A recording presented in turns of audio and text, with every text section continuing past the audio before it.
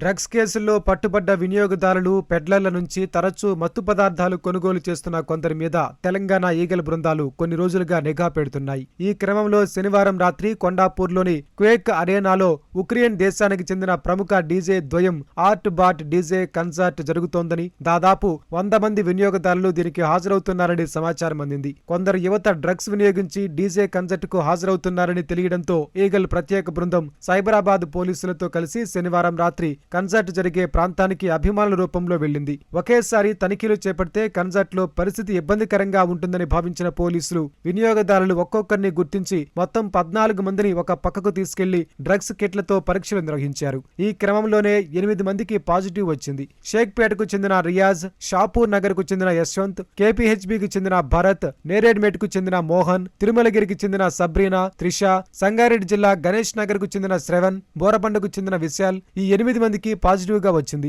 నిందితులు tetra hydro cannabis, cocaine, opium తదితర మత్తు పదార్థాలు తీసుకున్నట్లు పరీక్షల్లో బయటపడింది. నిందితులకు తల్లిదండ్రుల సమక్షంలో కౌన్సిలింగ్ ఇచ్చిన అనంతరం డీఅడిక్షన్ కేంద్రాలు, రీహాబిలిటేషన్ కేంద్రాలకు తరలించి చికిత్స అందిస్తామని పోలీసులు వివరించారు.